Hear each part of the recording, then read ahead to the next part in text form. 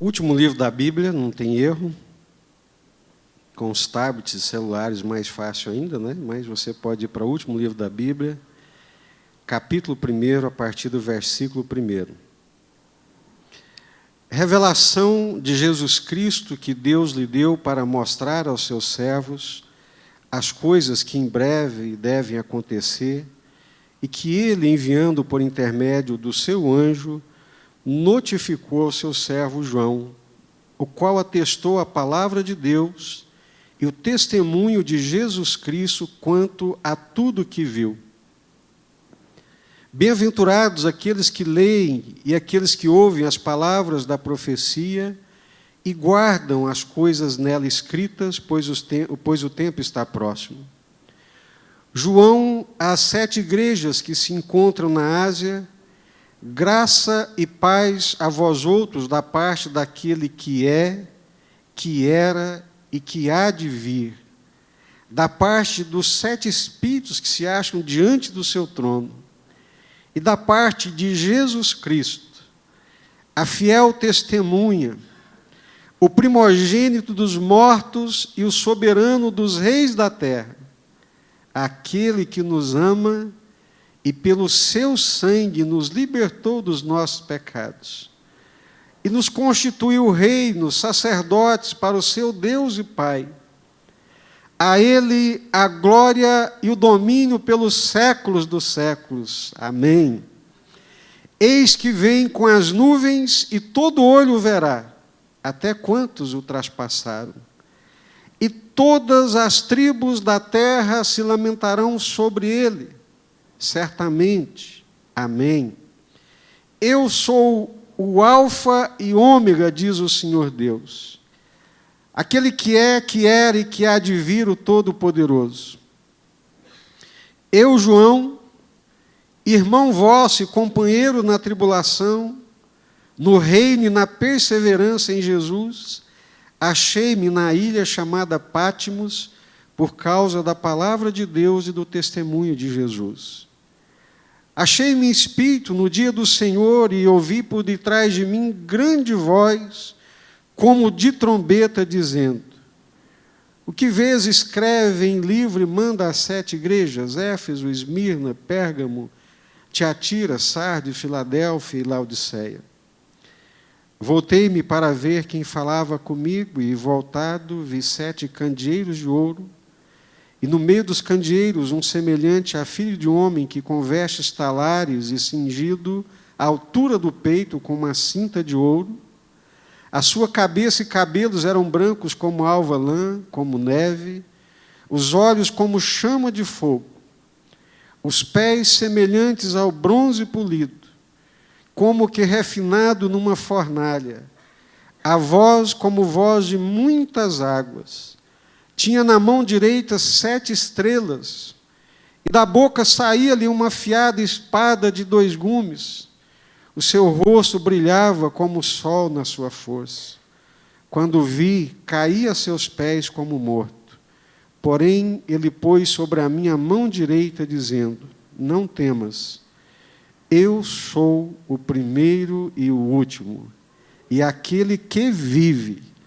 Estive morto, mas eis que estou vivo pelos séculos dos séculos, e tenho as chaves da morte e do inferno. Escreve, pois, as coisas que viste, e as que são, e as que hão de acontecer depois dessas. Quanto ao mistério das 7 estrelas que viste na minha mão direita, e aos 7 candeeiros de ouro, as 7 estrelas são os anjos das 7 igrejas, e os 7 candeeiros são as 7 igrejas. Amém. Curva a sua cabeça, vamos orar.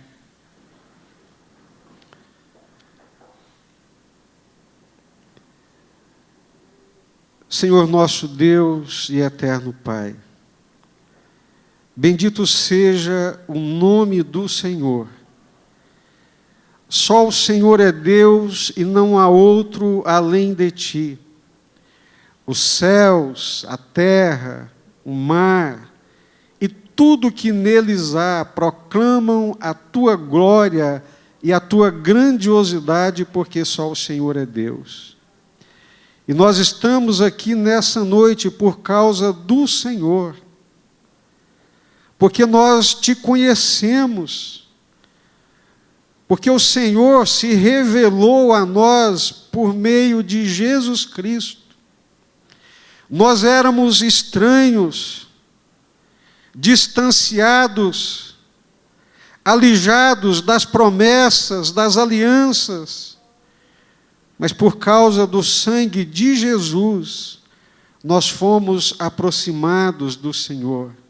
E hoje te conhecemos, temos um relacionamento e vivemos com o Senhor e para o Senhor. Fala conosco, Deus, fala ao nosso coração. Tenha misericórdia das nossas vidas, ilumina o meu entendimento. Dá-me sabedoria, graça, Deus, para transmitir aquilo que o Senhor tem para o teu povo nessa noite. Porque só o Senhor pode fazer isso, homem nenhum pode. Então nós te suplicamos que o faça em nome do Senhor Jesus, Pai. Amém. Uma das coisas mais difíceis, para a vida cristã é entender a vida, olhar para a vida e fazer uma leitura da vida, dos acontecimentos e dos eventos da vida, da forma de Deus, ou a maneira de Deus, ou de acordo com a palavra de Deus. Nascer é um aspecto natural. Viver é uma coisa que acontece naturalmente.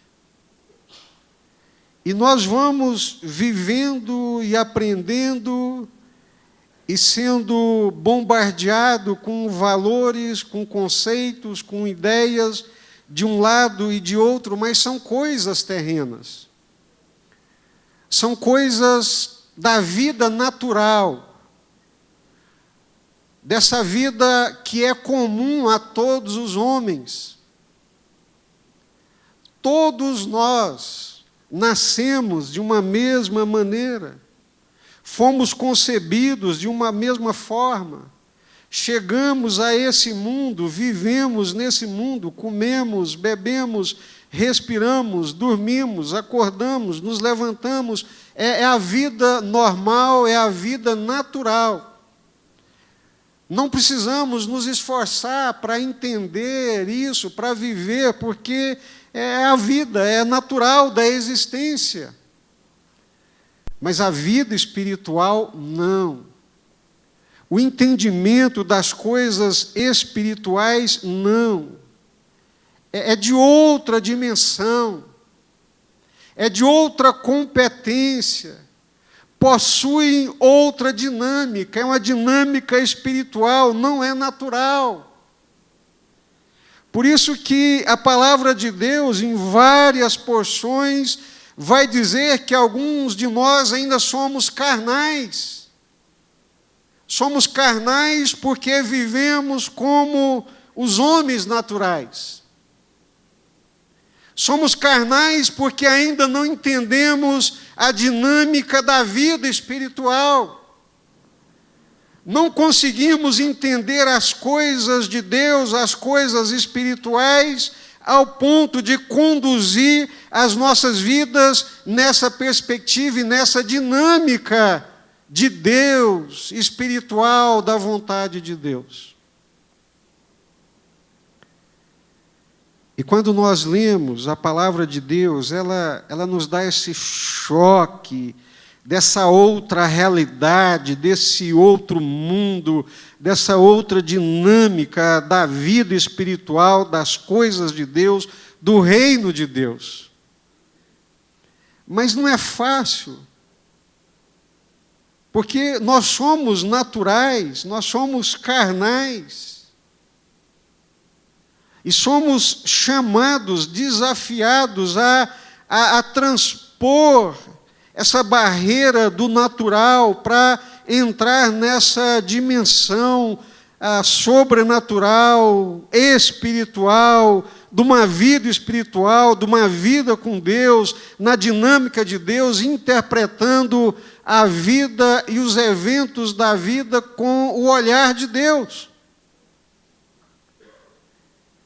É por isso que me encanta a Bíblia, a narrativa sagrada, porque nela, nos eventos tão comuns da vida, nós encontramos ali a manifestação da presença de Deus. João é um servo de Deus. João, ele tem uma convicção absoluta que no meio de milhões de pessoas, no seu tempo, na sua época, ele é um homem de Deus. Ele é um servo de Deus. O ser dele, a identidade dele, a forma como ele se vê, a forma como ele se identifica, como nós lemos aqui, é, acima de tudo, como um homem de Deus, um servo de Deus.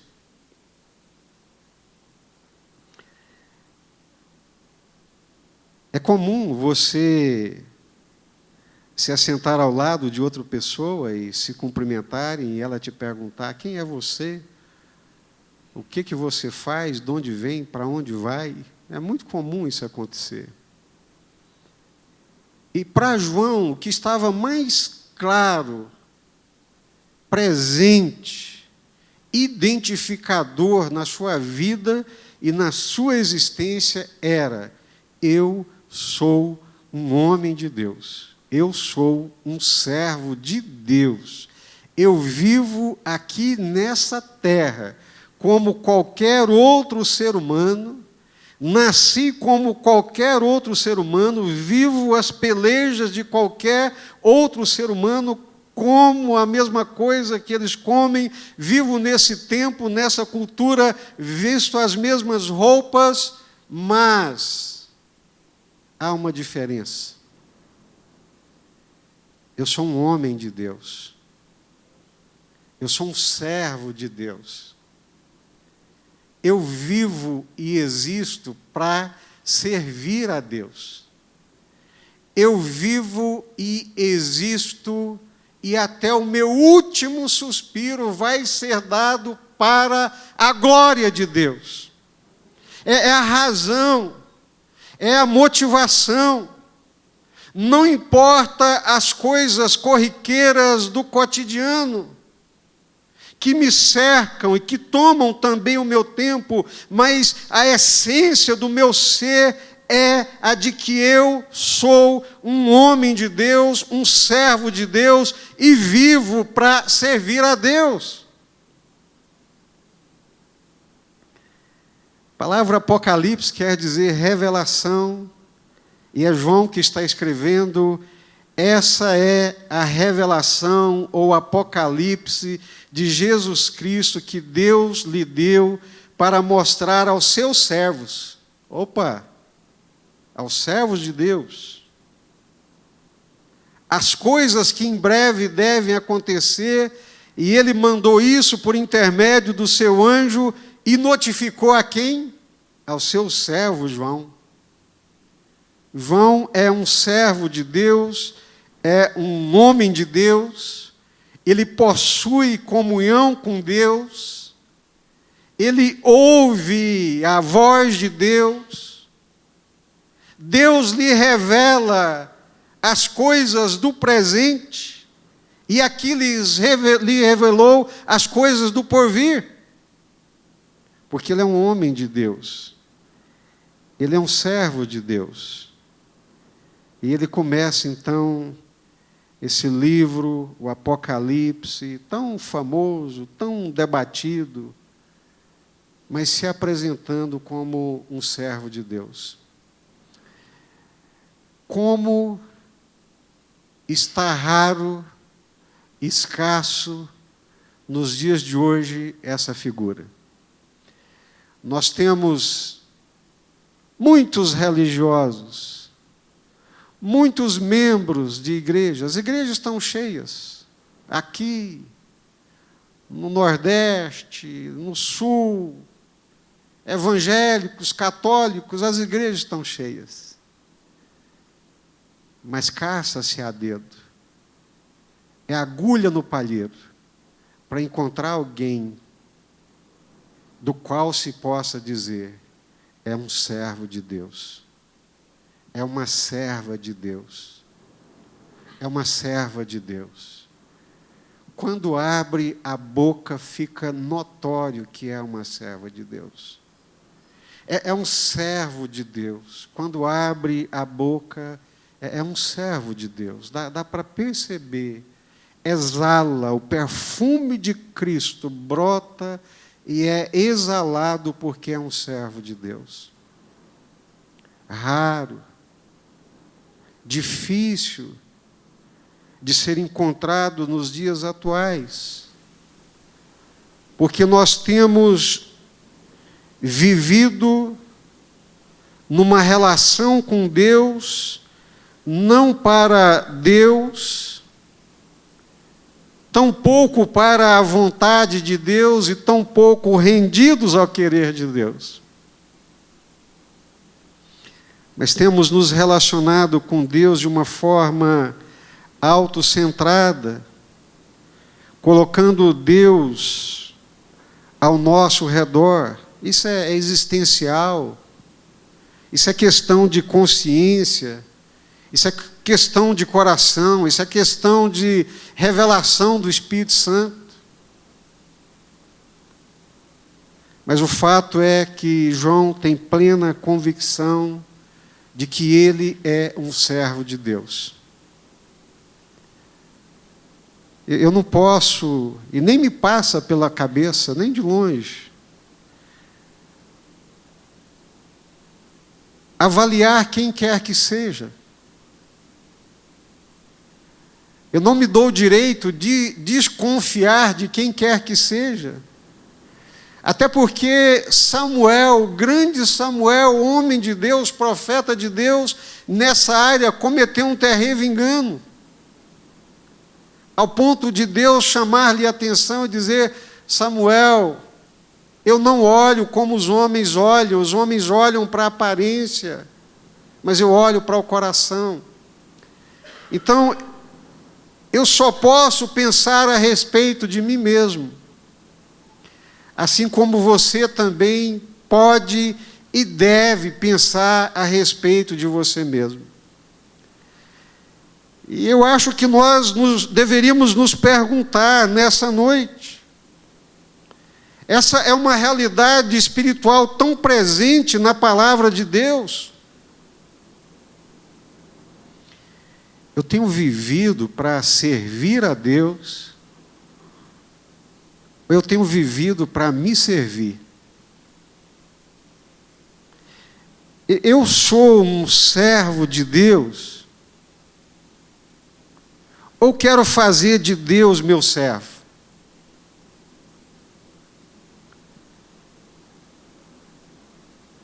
Eu sou um servo de Deus.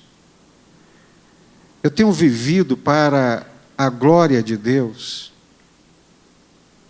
Eu tenho me alimentado da palavra de Deus e da vontade de Deus, e tenho existido para Deus e para a glória de Deus? Ou a minha existência sou eu, para mim mesmo, e eu sou o centro de todas as coisas? Então, a primeira coisa do texto é essa evidência de que Deus tem servos. Em cada geração, Deus encontra servos. Às vezes nós olhamos para o mundo dos crentes, dos religiosos, e pensamos, como Elias, está tudo perdido. Outro dia, conversando com o pastor Josué, e ele comentando sobre isso, que muita gente, numa perspectiva muito negativa, acha que só ele serve a Deus. Esse foi o pecado de Elias. Mas em cada geração, Deus separa joelhos que não se curvam diante de Baal. Elias estava muito, muito, muito decepcionado com o povo de Deus. Ele estava decepcionado, frustrado, e eu não sei quais outros adjetivos que eu poderia encontrar para expressar a tamanha frustração dele com o povo de Deus dos seus dias e da sua época. Ele havia orado e Deus havia descido fogo dos céus. E ele pensou, agora esse povo se converte. Até quando vocês vão coxar entre dois pensamentos? Se o Senhor é Deus, serviu. Se é Baal, servia a Baal. Mas hoje vai ficar claro para vocês que o Senhor é Deus. Senhor manda fogo dos céus, e Deus mandou fogo dos céus, que lambeu as águas, queimou o sacrifício. E ele ingenuamente, profeta, idealista, romântico, encantado, sonhador, agora o povo se converte, vai deixar Baal, vai deixar Acabe, vai deixar Jezabel, e ele se converte. Rei, pode descer, porque eu vou orar e o Senhor vai fazer chover. Quantos anos que não chovia?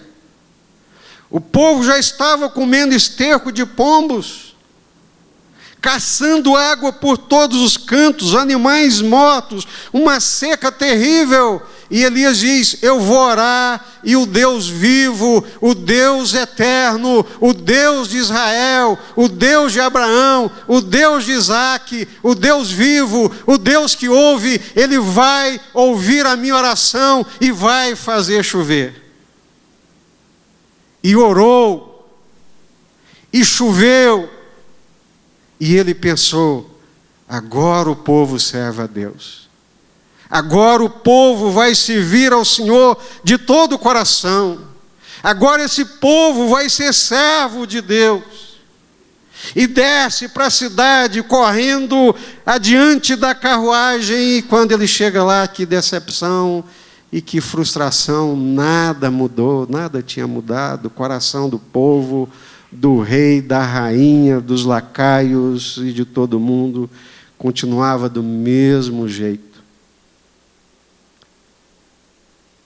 E ele, frustrado, decepcionado, achando que nada valia a pena, quis morrer.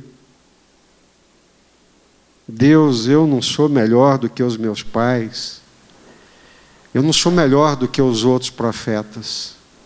Certamente ele tinha pensado que era, e agora via que não.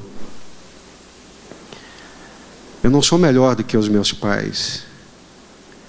Eu não sou melhor do que os outros profetas que viveram antes de mim.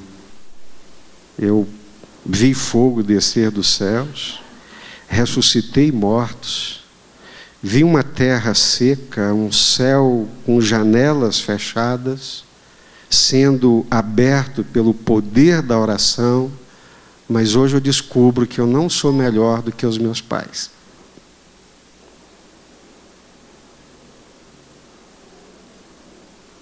Me leva, Senhor. Não tenho mais esperança, eu não creio mais, não muda, as coisas não mudam, não vão mudar. Me leva, eu quero morrer, Senhor. Esse foi o pensamento dele. E vocês conhecem muito bem a história. E quando ele chega no Monte Horebe, que entra,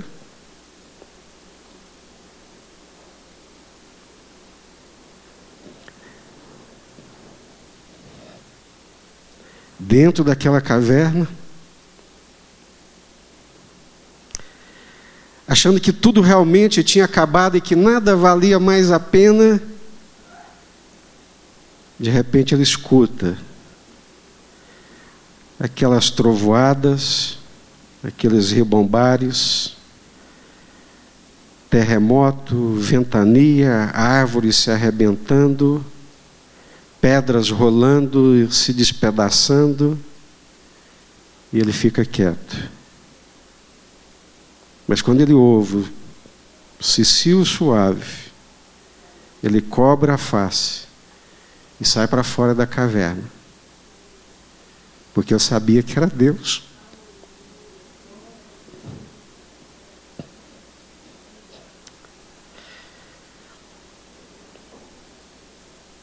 Graça e paz a vós outros, da parte daquele que é, que era e que há de vir. Ele é o alfa, ele é o ômega, ele está vivo, se manifesta por terremotos, se manifesta através das ventanias, mas também se manifesta num cicio suave. Ele é Deus, ele é vivo, ele é o Senhor da vida, ele é o Senhor de todas as coisas, ele é digno de ser servido. João tem esse mesmo sentimento, essa mesma certeza, essa mesma convicção. O meu Deus está vivo, ele não está sujeito ao tempo, o tempo não tem poder sobre ele. Graça e paz da parte daquele que é, ele é Deus, sempre foi Deus e sempre será Deus. Feliz daqueles que o servem com alegria de coração e o colocam como Senhor das suas vidas. Eu não posso fazer isso por você e tampouco quero. Mas se tem uma coisa que consome a minha existência e Deus vivo sabe, é a alegria de servi-lo.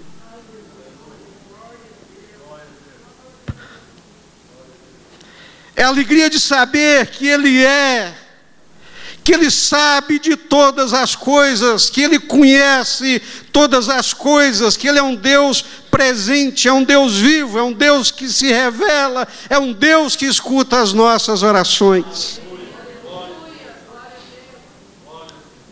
Ele é. O tempo não exerce modificações nos seus planos, na sua vontade, no seu querer. Da parte dos 7 espíritos que se acham diante do seu trono, o Espírito Santo de Deus, nas suas diversas manifestações, da parte de Jesus Cristo, a fiel testemunha, o que morreu, mas vive, tem o domínio da morte, do inferno, o primogênito dos mortos, o soberano dos reis da terra. Deus, tenha misericórdia de nós, Senhor.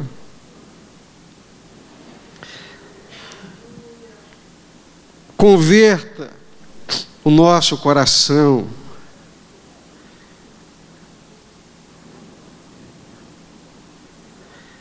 Elias fica, como estava lhes dizendo, tão decepcionado, tão frustrado,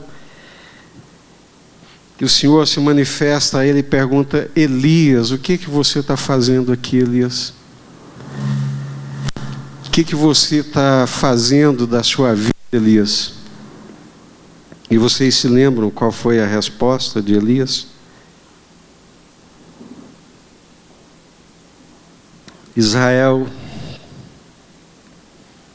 quebrou a aliança com o Senhor, perseguiram os teus profetas, mataram os teus profetas. Ninguém te ama, ninguém quer te servir, Senhor. Só eu fiquei dos teus profetas. Só eu fiquei. Era um tempo tão ruim espiritualmente. Era um tempo de trevas tão densas, espiritualmente falando, que haviam coberto aquela nação, que os profetas sucumbiram, que os reis sucumbiram, que se distanciaram de Deus de tal forma que o profeta olha e na sua ignorância, mas também na sua sinceridade, ele diz: Senhor, todos te abandonaram, Senhor. Eles não querem te servir, Senhor. Eles romperam com a tua aliança, Senhor. Eles não respeitam a aliança deles com o Senhor. Eles não têm compromisso com o Senhor. E Deus diz: não, Elias, meu querido, eu mesmo reservei para mim 7.000 joelhos que não se curvaram diante de Baal. Eu quero ser um desses joelhos, sabe, irmãos? É verdade, não tem outra coisa que eu queira mais na minha vida, e Deus o sabe. Não tem mais nada que eu queira, a não ser a graça de ser fiel à aliança de Deus comigo e a minha aliança com o meu Deus. E é exatamente isso que Elias está dizendo para Deus: só eu fiquei, Senhor. Ele estava enganado, frustrado, decepcionado, mas ele era íntegro, ele era honesto.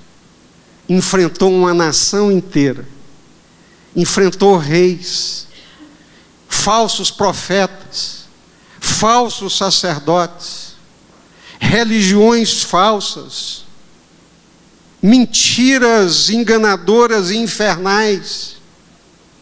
Sofreu, mas manteve no coração a fidelidade, a lealdade e a integridade, ao ponto de, mesmo enganado, chegar para Deus e dizer: Senhor, só eu fiquei, Senhor. O Senhor acredita? Só eu fiquei. E Deus disse: não, Elias, eu reservei para mim mais 7.000 joelhos, ou seja, até você mesmo eu guardei e preservei, e mais 7.000 joelhos. João, servo de Deus, ele notificou isso ao seu servo João.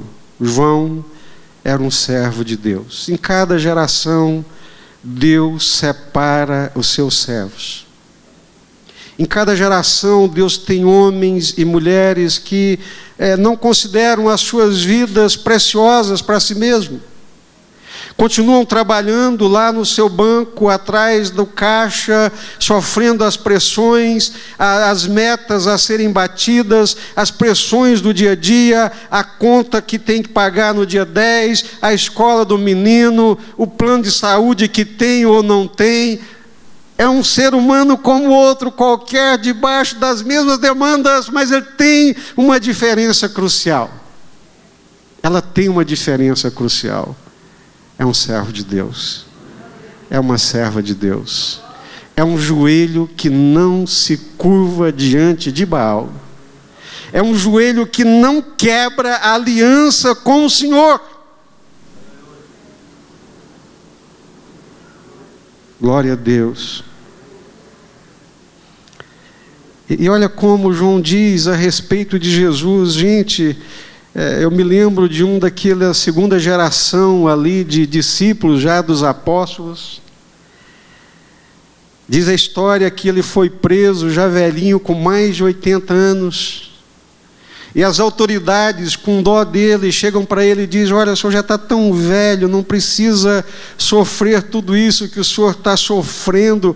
Basta o senhor negar o nome de Jesus, e o senhor está livre, vai embora para casa, para os seus, para o seu conforto. E ele diz: meu filho, como é que eu posso negar alguém que só tem me feito bem? Versículo 5, da parte de Jesus Cristo. Como é que eu posso negar Jesus? Como é que eu posso deixar de amar Jesus? Ele é a fiel testemunha, Ele não negou a vontade do Pai diante dos poderosos da terra. Ele não negou o querer de Deus diante da dor, diante do sofrimento, mas foi fiel até a morte. Como eu posso negar Jesus Cristo? Ele é a fiel testemunha, Ele é o primogênito dos mortos, o primeiro que tem a primazia, o herdeiro de todas as coisas, porque nunca pecou. Ele é o soberano dos reis da terra. Eu vi lá o grupo, do G20, reunidos agora lá no Japão, farpas para cá, alfinetadas para lá, G5, G8, G20,